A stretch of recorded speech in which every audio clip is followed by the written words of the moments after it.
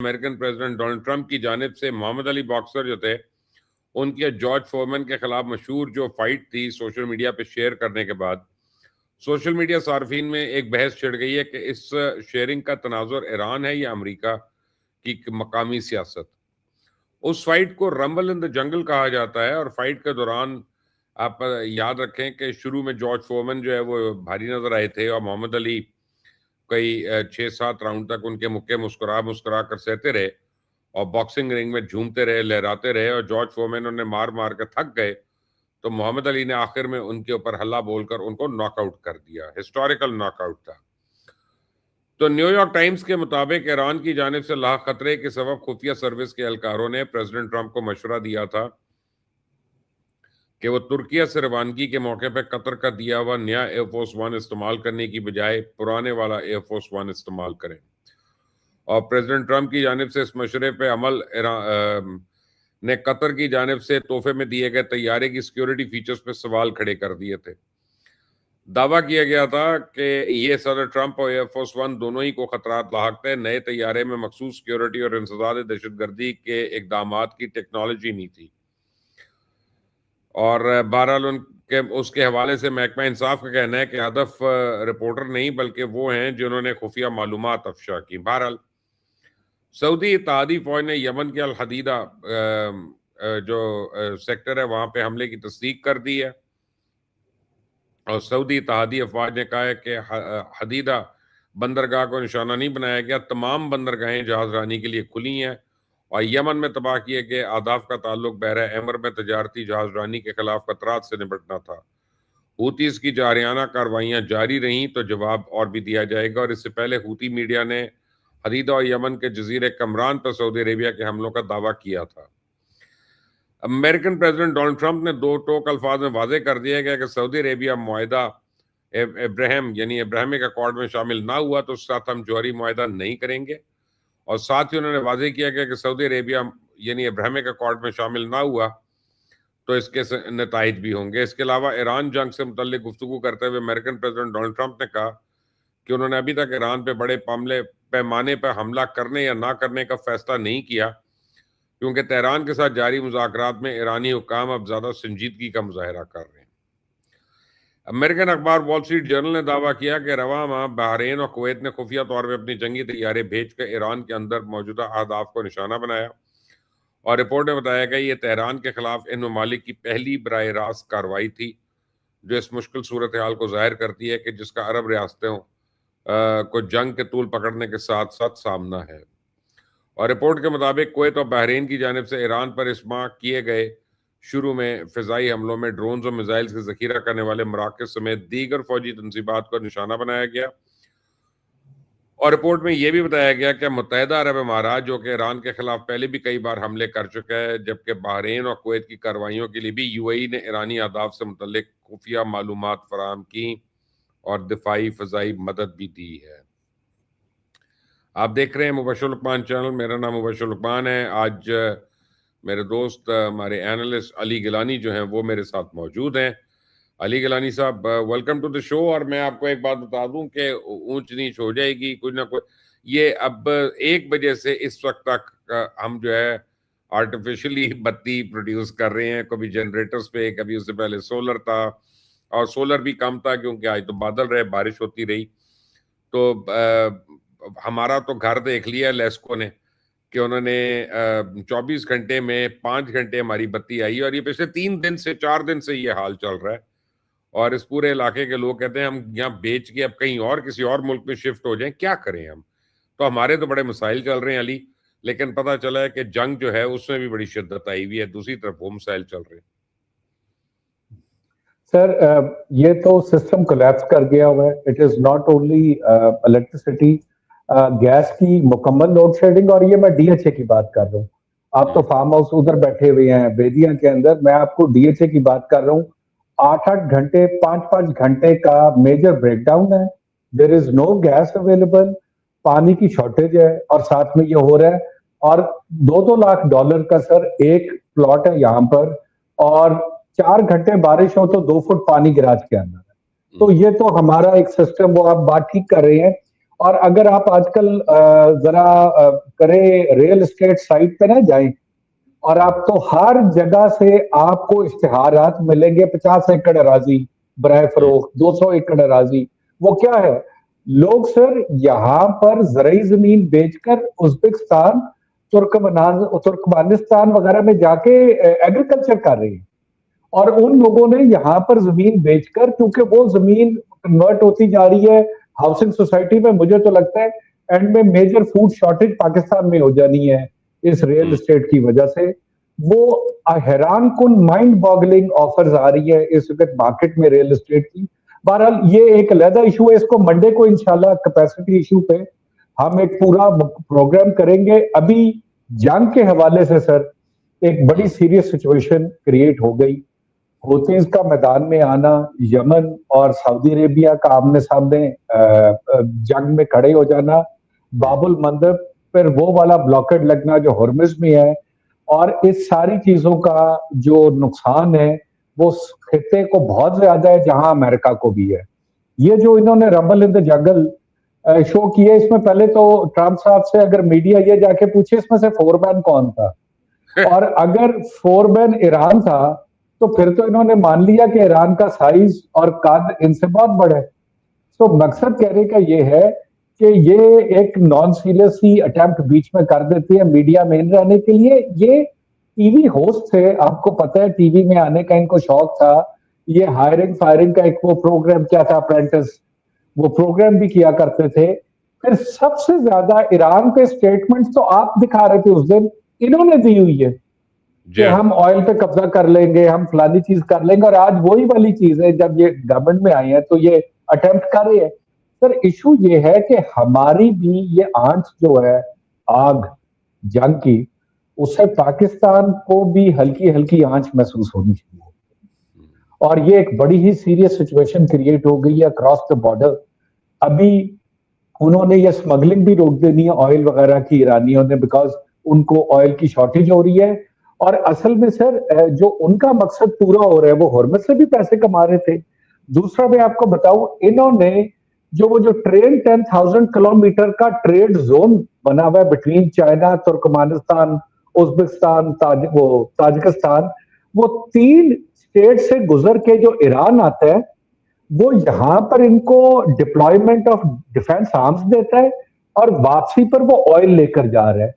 तो जो चाइना और ईरान है ना, वो अपने लगे हुए हैं, ठीक है उसके इंफ्रास्ट्रक्चर को नुकसान पहुंचा है, लेकिन उनके जो स्ट्रेटेजिक अहदाफ है वो कम नहीं हुए। वो चाइना के साथ उन्होंने वो वाली कंसाइनमेंट की तरसील उन 3 स्टेट्स के थ्रू उसी तरह जारी रखी हुई है। इशू कहां पर आ रहा है, इशू ये है कि अगर बाबुल मंदब भी होता है और सऊदी अरेबिया को वक्ती तौर पे अरामको पे होता है, तो जो पाकिस्तान को हल्का फुल्का क्रेडिट और ऑयल मिल रहा था वो भी खत्म हो गया। तो ये तो सर इससे ऑलरेडी नहीं मैनेज हो रही पेट्रोलियम टैरिफ, तो फिर ये क्या करेंगे, वो एक बड़ी अलार्मिंग सिचुएशन है। सो मेरे ख्याल में इस जंग को रोकने के लिए एफर्ट, मैंने जो खबरें पढ़ी उनमें सबसे ज्यादा इंपॉर्टेंट ये नहीं इंटरेस्टिंग जो थी ना, जो मुझे हंसी आ रही थी पढ़ते हुए, कि सीक्रेट सर्विस ने कहा कि जी आपने कोई कतर वाला प्लेन नहीं इस्तेमाल करना। मैं आपसे बल्कि ये पूछने वाला था कि वो तो $400 मिलियन का एक state of the art machinery equipment इनको दिया था। व्हाट वेंट रॉन्ग, उसके अंदर किस किस्म की आपको खदशा लगता है? बीइंग एन एविएटर हमें बताएं तो सही कि मसला क्या है। Ali, there is nothing wrong. आपको फर्क ये बताता हूँ कि एयरफोर्स 1 दुनिया का वाहिद बोइंग है, वाहिद दुनिया की तारीख में, बल्कि वाहिद बोइंग है, या एयरबस, कोई भी आप जहाज ले लें उसके मुकाबले का, जो टोटली एनालॉग है, जिसमें कोई चीज डिजिटल नहीं है। वो हर चीज मैनुअल होती है उसमें, क्योंकि अगर एनालॉग ना हो, डिजिटल हो, तो फिर वो कंप्यूटर हैक होने का खदशा होता है उसमें। और वो जो है ना, वो चाहे बोइंग का कंट्रोल रूम करे, वो चाहे कहीं और से करें। अब चाइनीज का आपको पता है जो उनकी वो जो है कैपेबिलिटी बेदू सैटेलाइट वगैरह की, जैसा वो जीपीएस को आजकल फेल कर रहे हैं। कुवैत के अपने ऊपर F-15 को मार दिया, उनकी अपने एयर डिफेंस ने गलत मास्किंग करके उन्होंने उनको मिसलीड कर दिया था।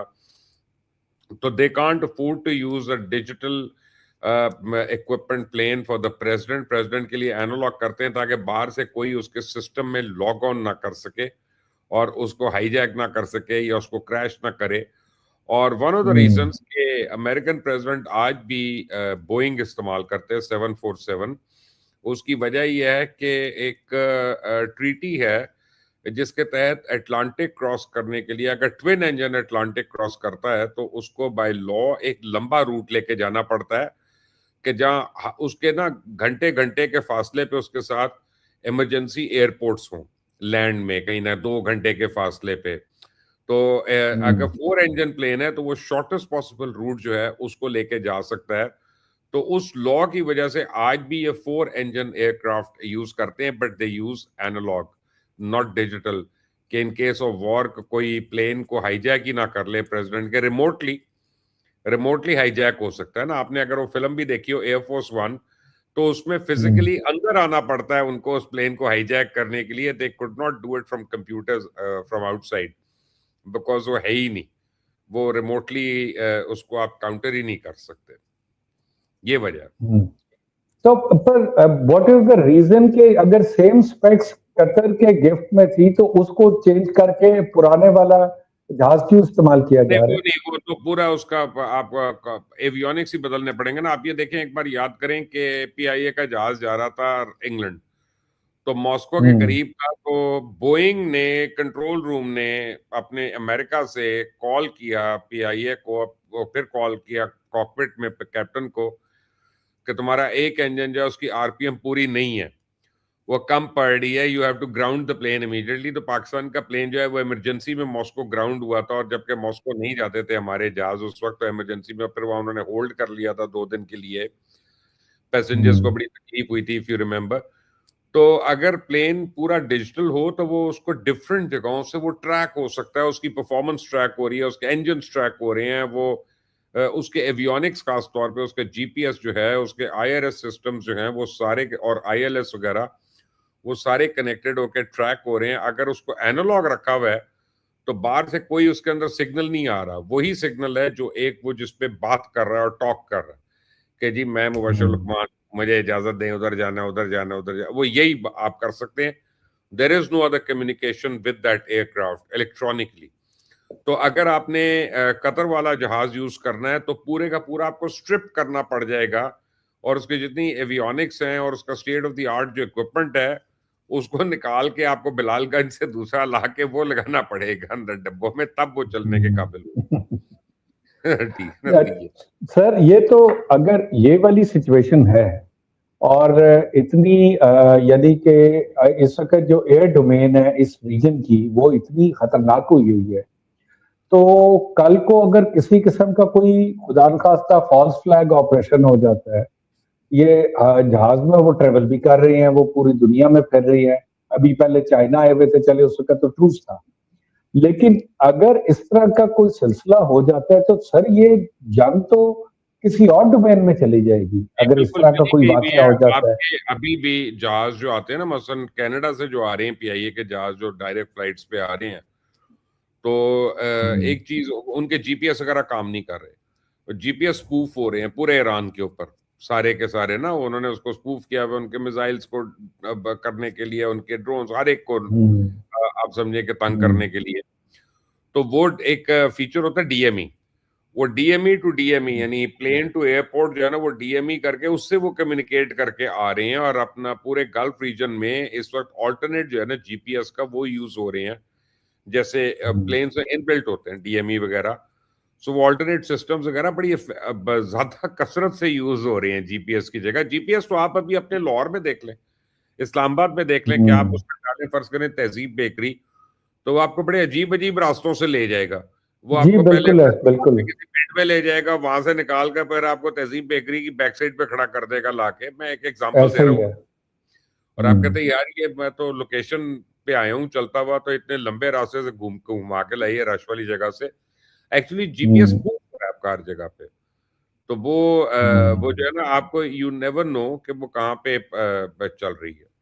तो हैं और ईरान ने सर सीक्रेट डिफेंस स्ट्रिप्स तो बनाई होंगी अपने जहाजों के लिए, लेकिन सर इस पूरी जंग में आपने एक चीज नोट की होगी कि ईरान की एयर फोर्स बिल्कुल कोलैप्स कर गई हुई है, यानी कहीं नजर ही नहीं आई, जिस वजह से ईरान हिट भी ज्यादा हुआ है। जो उनका एयर डिफेंस सिस्टम है और जो उनकी एयर फोर्स है, उसने कोई काबिल कदर उसमें काम सर अंजाम नहीं दिया। ये सारी तो जमीनी फोर्स मिसाइल चला चला के इर्द गिर्द दाएं बाएं मार रही है, तो उनकी कोई बचत हुई हुई है? देखिए, अब बात यह है कि ईरान की एयरफोर्स इराक की वॉर के बाद खत्म थी। इराक की वॉर में भी जो उनके पास फ्रंट लाइन एयरक्राफ्ट थे वो थे फैंटम, और फैंटम जो है वो अमेरिकन एयरक्राफ्ट है जो रजा शाह पहलवी ने उनसे लिए हुए थे, और उस वक्त ईरान की उस एयरफोर्स बड़ी जमाने में अपग्रेडेड थी उस जमाने के हिसाब से। तो जब 70s में, जी इराक की बिल्कुल। वॉर में उनके प्लेन ग्राउंड होना शुरू हो गए थे, तो उस वक्त भी एक इजरायली कंपनी थी जो एक डच कंपनी के थ्रू फैंटम के स्पेयर पार्ट जो है ईरान को सप्लाई कर रही थी, जिससे उनके जहाज जो थे वो एयरवर्दी थे। वरना अमेरिका ने तो उनके ऊपर एम्बार्गो लगाया हुआ था, बैन लगाया हुआ था, and they could not officially give them aircraft spare parts. तो उसके बाद से ईरान ने ये समझ लिया कि जहाज तो अमेरिका का है, या अमेरिका का है, या फ्रांस का है, या बर्तानिया का है। तो हम अब इस रेस में नहीं पड़ सकते, या हमारे जहाज रोकेंगे या उनको खराब करेंगे। What ever they started concentrating on missile technology and drones वगैरह जो वो खुद मैन्युफैक्चर कर सकते थे। तो ईरान ने कभी एयरफोर्स आपने को देखा ही नहीं पिछले 40 साल में, एयरफोर्स में कोई जहाज खरीदा भी है कि नहीं खरीदा, ठीक है ना। जी उनके तो बिल्कुल। वो आपको आपको वो वाली स्पेंडिंग तो नजर ही नहीं आएगी वहां पे, ना जहाजों पे, ना आपको सबमरीन पे। उनकी जो सबमरीन है वो भी छोटी वाली है, जो बिल्कुल शैलो वाटर में चलने वाली है, अब 10-10 फुट की, 15-15 फुट की। और वो इसीलिए स्ट्रेट ऑफ हॉर्मस के अंदर इतना उन्होंने नाद का दम किया हुआ है कि वो अंदर उस शैलो वाटर में छुप के बैठे रहते हैं। आपको डिस्ट्रॉयर अगर वहां आता है तो नीचे से सबमरीन आके उसको अटैक कर सकती है। तो बिल्कुल। ये ना पूरी दुनिया की नेवीज एक तरफ, और वो छोटी वाली सबमरीन, उन्होंने सबमर्सिबल है, एक्चुअली वो सबमरीन भी सबमर्सिबल्स है, उनको यूज कर रहे हैं। सो ईरान ने तो एयरफोर्स पे कॉन्सेंट्रेट ही नहीं किया था, ना उन्होंने खर्चा था। कब आपने सुना है कि जी रशिया से सुई 30 उन्होंने ले लिया, या MiG-29 ले लिया, ये ले लिया? और they realize long time back कि air force will not be our capability.